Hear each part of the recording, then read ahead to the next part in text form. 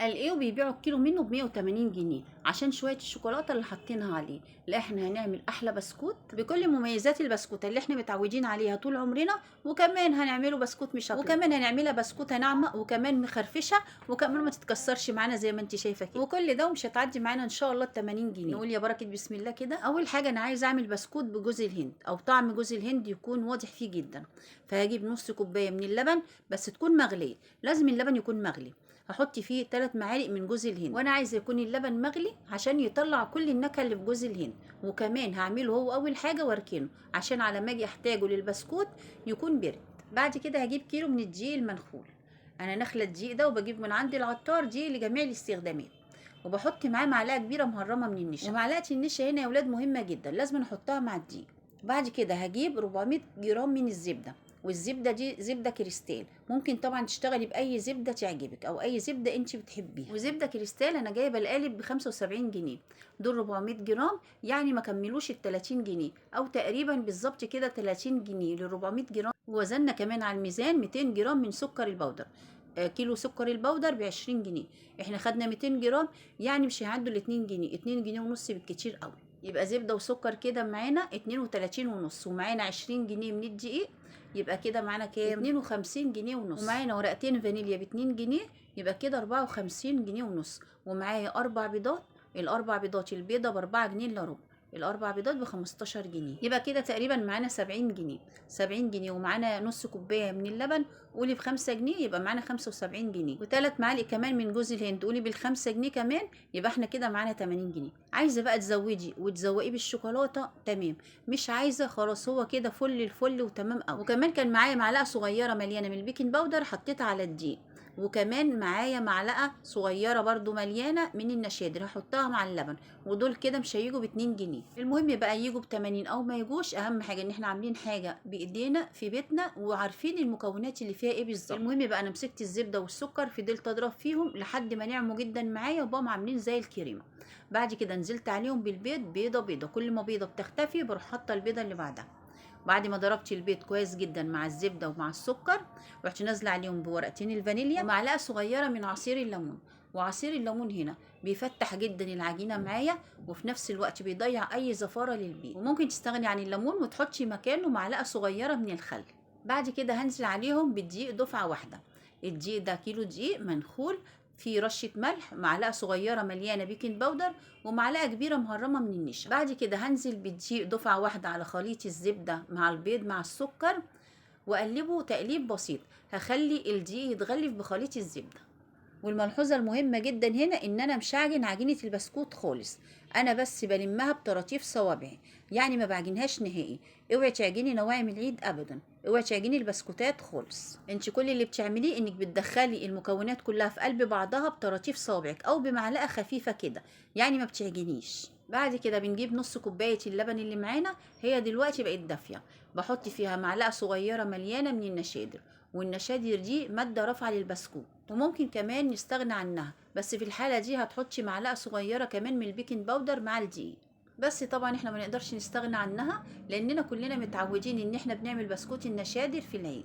والنشادر دي بنجيبها من عند العطار، وكمان هي مش غاليه خالص، انت بتقولي له هات بجنيه نشادر، ابو جنيه نشادر ما بتحطيهوش كله على البسكوت، انت بتاخدي منه بس معلقه صغيره. ولو حابه تعملي بسكوت بالبرتقال بدل النشادر، يبقى بدل اللبن هتجيبي نص كوبايه من عصير البرتقال، وكمان هتدعمي عصير البرتقال بكيس من اكياس التانك الجاهزه اللي هو البودر ده، هتقلبيه في كوبايه عصير البرتقال وهتحطيه بدل اللبن مع العجين، ويبقى كده معاكي بسكوت البرتقال. وفي الحاله دي بقى تستغني عن النشادر. احنا دلوقتي لمينا العجينه بعد ما حطينا لها اللبن برضو بطراطيف صوابعنا، لميناها في قلب بعضيها، احنا ما بنعجنش زي ما احنا متفقين، دخلنا العجينه في قلب بعضها. وعلى طول بقى بناخد عجينه البسكوت بنشتغلها على طول. عجينه البسكوت ما بنركنهاش، ولا بنركن البسكوت ولا بنركن البيتي فور، لان لو ركناهم الزبده هتجمد فيهم ومش هنعرف نشكلهم، فاحنا على طول بنشتغلهم والزبده لسه سايحه معانا او الزبده لسه طريه في العجينه. بعد كده بقى احنا جبنا مكنه البسكوت اللي احنا هنشتغل بيها، وقبل ما نعمل بمكنه البسكوت هنعمل الاشكال اللي احنا هنزوقها بالشوكولاته. جبت كيسين من اكياس التلاجة، وخدت قطعه من العجينه وفردتها بين الكيسين، فردتها بمقدار نص سنتي، انا عايزه عجينه تبقى محمله مش عايزاها رقيقه. بعد كده جبت بقى فرم، الفرم دي بنجيبها من عند محلات الادوات المنزليه، الفورمه تقريبا ب7 جنيه ونص. ممكن تجيبي بقى اي شكل يعجبك وتخليها عندك، هتنفعك في حاجات كتيره جدا في البيت.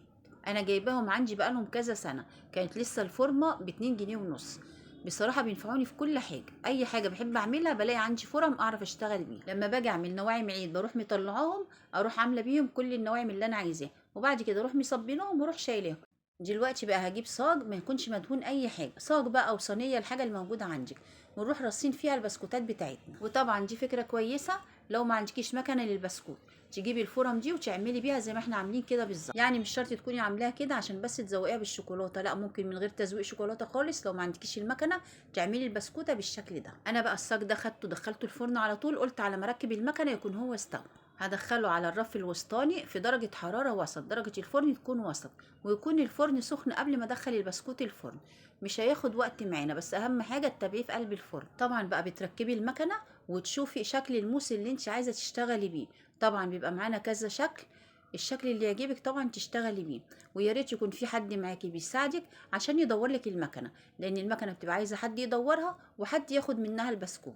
بس بعون الله برضو لو واقفه لوحدك ان شاء الله هتسدي، يعني هتدوري المكنه وكمان هتاخدي انت البسكوت وترصيه في الصواني.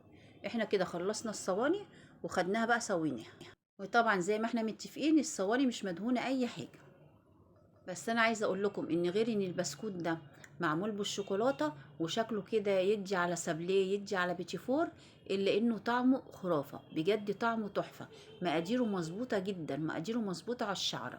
وان شاء الله لو جربتيه هتعرفي لما تدوقي طعمها وتشوفي قد ايه البسكوته مخرفشه زي البسكوت اللي كنا بناكله ايام زمان، وفي نفس الوقت ناعمه جدا، وكمان مش دايبه اللي هي تتكسر معانا وتتفتفت بسهوله. زي ما شفتوا كده انا رميت البسكوته ولا جرالها اي حاجه. ويا عيني عليها بقى البسكوته دي يوم العيد الصبح كده مع كوبايه شاي بلبن، لا اصحاب المزاج العالي طبعا اللي ما بيقدروش يستغنوا عن الشاي بلبن.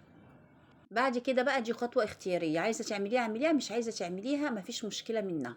جبت مكعبين صغيرين من الشوكولاته، مكعب شوكولاته ابيض ومكعب شوكولاته غامق، ورحت مسيحاهم على حمام ماء، ورحت مزوقه بيهم البسكوتات بتاعتنا اللي هي القلوب والنجوم.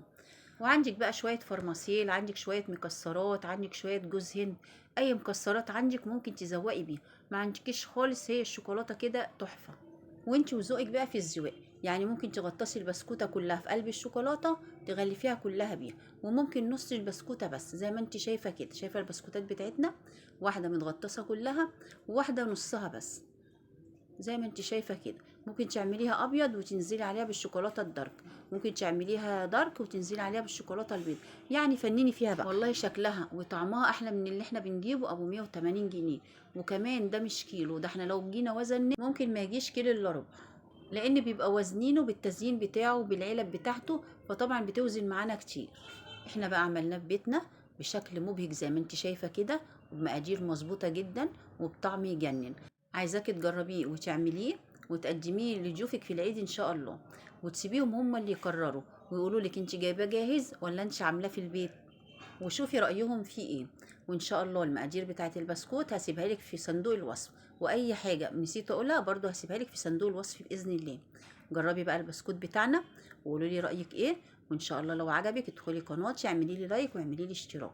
وكل سنه وانتم طيبين، ربنا يجعله عيد سعيد علينا جميعا يا رب العالمين.